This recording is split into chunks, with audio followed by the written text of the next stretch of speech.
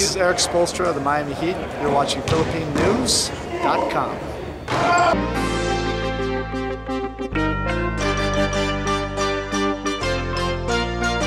How do you think you match up with him, and what did you learn from watching Chael Sonnen last week? Top wrestler. Did you learn anything from his attack that you can take into the game? Yeah, definitely, man. And I don't want to be that guy who's going to sound like it'll be an easy fight by watching like Chael do what he does, because I mean, Anderson Silva's been through 15 guys. All those 15 guys try to take him down, hold him down, try to submit him. It's not going to be an easy fight. And Chael Sonnen's that good, but he was able to get him down every single fight, hold him down, and be good in that position. Thanks, buddy.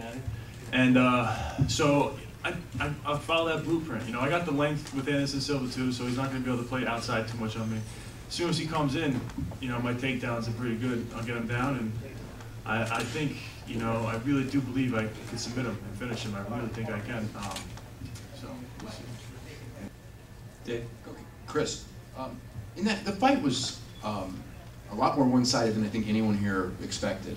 And did you come in and feel extra sharp? Is there something that different in training, or what kind of what do you attribute your performance in this fight to? I'm definitely confident. I have a great coaching staff. I have great training partners, and I did believe I could come in here and dominate the fight. And a lot of people before this fight were asking me if they thought I deserved the title. And I was like, I don't want to be one of those guys who are just calling out Anderson Silva. I mean, there's like 6 of them right now doing it, and now I'm that guy too. But I was like, I want to make a statement in this fight and make it blatantly obvious to everybody that I'm ahead of the pack. And that's what I tried to go out there and do. And that wasn't an easy thing to do against a guy like Mark Munoz, who's ranked 3rd in the world and as good of a fighter as he is. So, thank God that I was able to do that. It wasn't easy, but I just want my coaching staff, man. Mongo works that elbow with me all the time, the right elbow, and I never knew if it would actually, be something I'd do in a fight. And guess what? It's freaking happened. I can't believe it. And obviously, you mentioned full training camp, and the last fight you kind of took it very late notice. Difference-wise, I mean, how do you kind of compare how you felt in the cage and how you felt coming into the fight after being in Maya? That fight was probably the worst experience of my life, but I learned the most from it than from any other fight. I lost 32 pounds in 10 days. I was, being fair to myself, I was probably at 10 to 20%, and I was able to find a way to win. Even if it was an ugly way, I found a way to win against a top guy in the world like Damian Maia. I mean, that guy won 5 rounds with Anderson Silva, So, that fight, as bad as it was, as far as, to the crowd from outside view, I learned a lot from it, and it actually gave me a lot more confidence, that I was able to beat a guy in, an empty tank, really, Hey Chris, you talked about the number of guys that are calling out Anderson Silva right now, and obviously out of those guys, you're kind of the newest one, the youngest and the least experienced. So how do you think you make that fight happen? I mean, was the performance enough? I mean, Chael obviously made the fight happen in a very interesting way with his talking and that sort of thing. Do you see yourself going that route where you have to challenge it, or do you just sit back and hope whatever happens happens? Yeah, I'm a pretty laid back guy. My wife wouldn't say I am, but I think I am.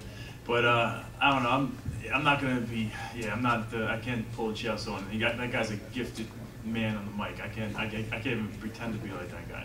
I'd love to be that guy, but I can't. But so I'm just gonna be, myself, and I'm gonna try to really make it happen in the cage. But if afterwards I feel like I really deserve a shot. I mean, this is now 5 straight in the UFC. I beat 2 top 5 guys. Damian Maia was 5th, and now he was 3rd at that time. So I feel like I did put my dues in. I know I'm still, just 9-0, but I really believe I'm ready, and I'm not going to be. I'm going to go after Anderson Silva when I get that shot. I really am. Chris, you said you were thinking they were going to dominate, but were you surprised at how easy you got him down, and were you also surprised at his submission defense?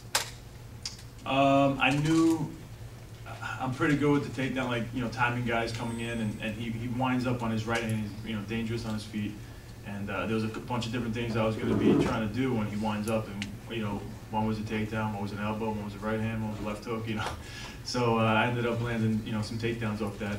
I was surprised, it went down like that. I was able to get takedowns easy. I'm always expecting the worst. I'm expecting going for the perfect takedown and freaking struggling, and he gets away, and I'm back on my feet. He's banging my head across, the cage. And it's about just being tough at that point. So I was prepared to be just tough, and I was prepared to be like freaking Belcher and how tough that dude is. I was prepared to, go through a beating, but just keep showing as much heart as possible and find a way to win. But tonight was my night to, just kind of make it look a little prettier and not get beat up as bad, So just, thank God I was able to, implement that, But yeah, submission defense stuff, I knew, like even with the Chris Lieben fight, he's not known for submissions.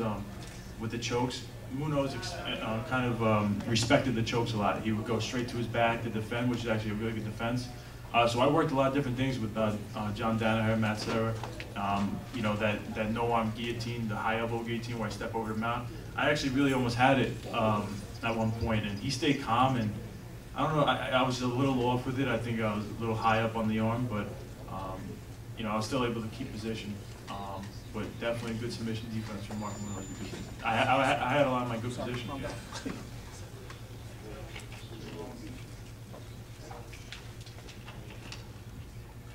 Any more questions?